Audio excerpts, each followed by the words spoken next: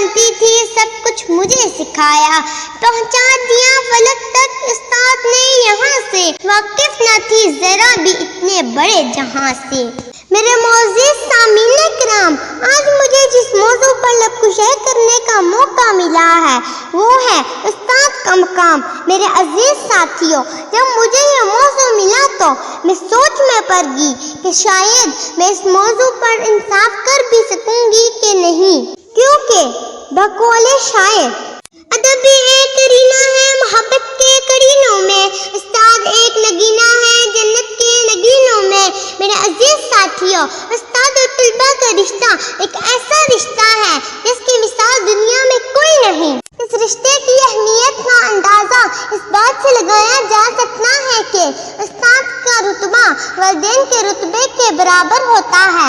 हाज़रीन कराम, अगर उस्ताद की तारीफ सुनना चाहते हैं तो सुनिए। उस्ताद कोई बादशाह तो नहीं होता, पर बादशाह इन्हीं की वजह से होता है। उस्ताद कोई डॉक्टर तो नहीं होता, पर डॉक्टर इन्हीं की वजह से होता है।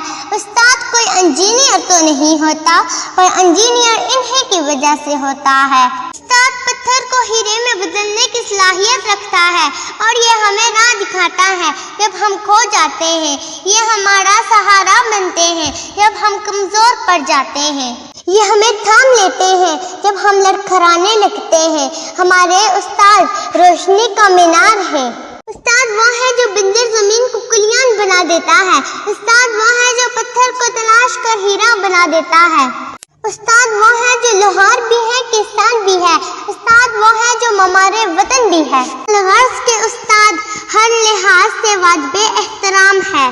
इमाम गजाली ने भी उस्ताद के बारे में फरमाया कि मेरे हकीकी बाप ने मुझे आसमान से ज़मीन पर ला दिया, मगर मेरे रूहानी बाप ने मुझे ज़मीन से आसमान तक पहुंचा दिया। ख़ज़ां के मौसम में भी बहार देते हैं। उस्ताद तरबियत से तलबा को निखार देते हैं। हमारे उस्ताद हर किसी को तालीम हासिल करने में मदद देते हैं। हाज़रीन कराम, हज़रत मोहम्मद सल्लल्लाहु अलैहि वसल्लम ने अपने आप को मुअल्लम करार देकर उस्ताद को सबसे आला बना दिया।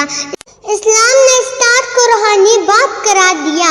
बल्कि मेरा तो ये दावा है, जिस तरह फूलों को महक की ज़रूरत होती है, चाँद को दमक की, सूरज को चमक की, रूह को जिस्म की, इसी तरह माशरे को उस्ताद की ज़रूरत होती है।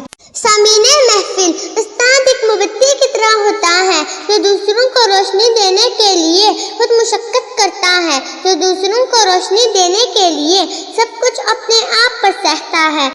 और जब भी इनके शागिर्दों को किसी मुसीबत का सामना होता है तो उनके शाना बिशाना, उनके कंधे से कंधा मिलाकर खड़े हो जाते हैं। अगर आज हमारा मुल्क तरक्की याफ्ता मुल्क है, हमारे मुल्क में बड़े बड़े डॉक्टर और इंजीनियर हैं, तो इसका मतलब ये है कि हमारे मुल्क में काबिल उस्ताद हैं।